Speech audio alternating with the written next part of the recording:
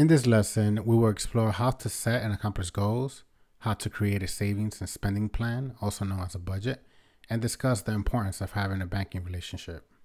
This lesson is brought to you by GABC, short for Greater Atlanta Builds Credit.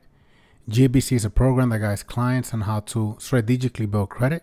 We provide workshops and training on credit education and connect clients with products they need in order to build strong credit histories. If you use check cashing outlets or a piggy bank, you're missing out on the many benefits of managing your money with a bank account. Bank accounts are safe, convenient, and they offer security. Your money will be protected from theft and fires. Plus, your money will be federally insured, so if your bank account or credit union closes, you will get the money back. The maximum amount of money that can be insured is $250,000. What this means is that the money that you have in the bank is protected up to $250,000. Banks also offer convenience. For example, if you have a checking account, you can easily pay by check or through online bill pay. Having a bank account helps you save for your financial future. It also encourages savings and is cheaper than a check cashing service. Choosing a bank is an important step in reaching your financial goals. Choose a bank with services that are important to you.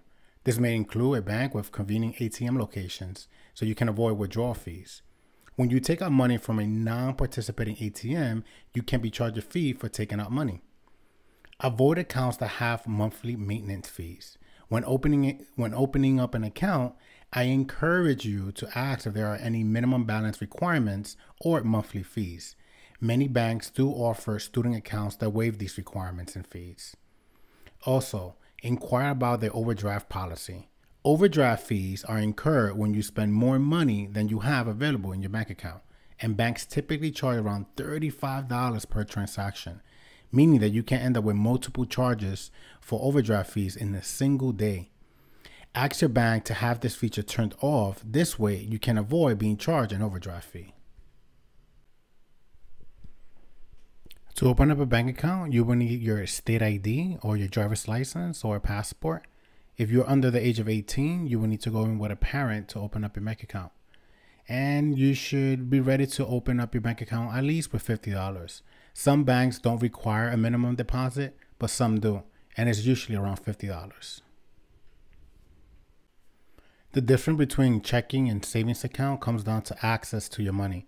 Checking accounts are better for everyday transactions such as purchases, bill payments, and ATM withdrawal. They typically earn less interest or none in some cases.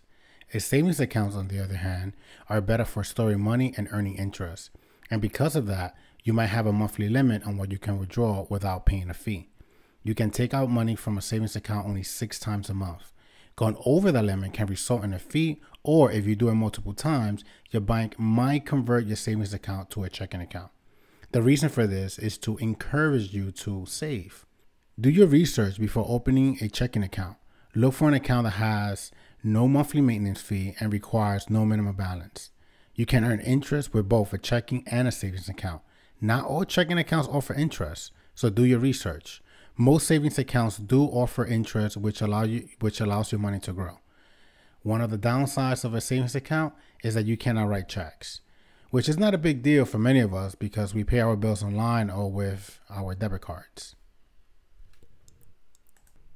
Let's talk about goals. Setting goals is the first step toward achieving your dreams. This tool teaches you how to effectively set goals that are SMART, meaning that they are specific, measurable, actionable, realistic, and time-based.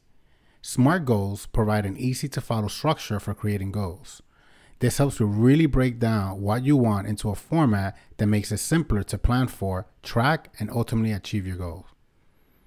The SMART framework can help you on your goal-setting journey and ensure your objectives are truly achievable. SMART stands for specific.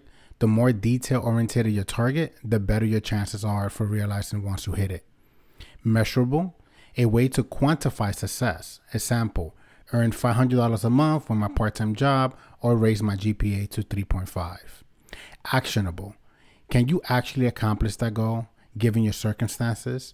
Whether it is mathematically or theoretically, make sure that you can do whatever you set out to do. In other words, avoid the moonshot goals. Realistic. While it may seem similar to actionable, Think of realistic as a goal that makes sense with your overall life path. You want your goal to be relevant to your current classes, jobs, directions, or hobbies. And lastly, time-based. Set a timeline. Deadlines will ensure you take action and don't procrastinate. To meet your short or long-term goals, you need to learn how to create a savings plan and define and categorize items as needs and wants. Step 1 is to keep track of your daily spending and find a tracking method that works for you. You may wish to start a personal spending diary. Write down everything you spend over the course of 1 month. You can do this in a few different ways. Keep a small notebook with all your times and write down what you spent money on. Use a program such as Microsoft Word or Excel. Use online programs such as mint.com that automatically tracks and categorizes your spending. Or use your phone, either a specialized app or your notes app. Here's an example of what your tracking might look like. It has the date, amount spent, and what it was for. As I stated in the last slide, there are different ways to keep track of your spending. You may wish to use an Excel sheet, an app like mint.com, which has a budgeting feature, or simply use a notebook or a piece of paper to track down your spending. Once you track your monthly expenses, you want to categorize them and list them under each category. Some categories might include food, phone bill, clothes, school supplies, transportation, entertainment, etc. This enables you to see exactly how you're spending your money, which is valuable as you start setting budgeting and savings goals. Here's an example how we should categorize our expenses. This is important because it shows us where our money is going and if we're spending too much on a particular category. It also helps us identify our needs and wants. The way you organize your budget is critical because it will ultimately help you allocate your future money towards expenses that have not happened yet. By assigning money towards different categories, you not only make sure basic needs are met, but you get to choose how to spend the money that you do have. Lastly, you want to make any changes to your budget if you see that you're going over your monthly income. Identifying your needs and wants can help you determine where you can reduce your expenses. For example, in this budget, we see that the items highlighted in red are needs and the ones in green are wants. If we were to reduce the wants, we could decrease spending by $237 a month. And if this individual continues making an income of $400 a month, they can save a total of $163 a month. Saving is important because it helps protect you in the event of a financial emergency, like if your car breaks down or you need to take an Uber in case of an emergency. Additionally, saving money can help you pay for large purchases like buying a car or saving for college and to avoid debt. Also, it's important for you to live within your means. In order to live within your means, you need to earn more than you spend. Ideally, you want some money left over at the end of the month so you can start saving for college and beyond. How can you live within your means? First, determine your needs versus wants so you know what you can cut out.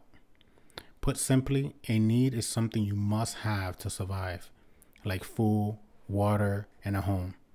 A want is something that's nice to have, but you can actually live without, like a new video game or a new skateboard. To live within your means simply means to spend less on your lifestyle than you generate in earnings. Your means is your income. To live within that threshold, spend less than you earn. Writing down a list of your needs and wants can make it easier to determine what you can remove from your budget to decrease your spending.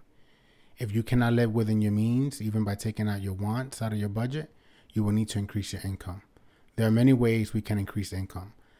Some ideas to consider are take online surveys on sites like Survey Junkie, babysitting, tutoring, sell stuff you no longer need, pet sitting, dog walking, make and sell crafts on Etsy, or ask for a raise. Living outside of your means will lead you into debt.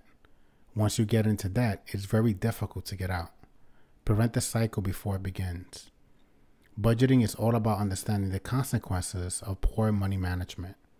When you understand how your money choices affect you, you're more conscious of how you spend, prioritize the things you need over the things that you want. In this example, the participant has a deficit of $28. This means that he or she is spending more than their income. Income is the money you earn, and expenses are what you spend your money on. To balance this budget, we will need to analyze spending and identify needs versus wants. When analyzing your spending, you must identify your needs and your wants. Ask yourself, are you living within your means? If you're not, then what are some things or wants that you can cut out? Or what expenses can you cut back or remove altogether? Thank you for joining me today. What can you commit today to change how you manage your money? I want you to think about something you can do today and commit to changing. Maybe it's setting a SMART goal, opening up a bank account, or doing research for the best bank account for you. Or maybe you can commit to creating your first budget and analyzing needs and wants so you can achieve your savings goals. Whatever you decide to commit, remember to make your goals SMART goals. You got this. Talk to you soon.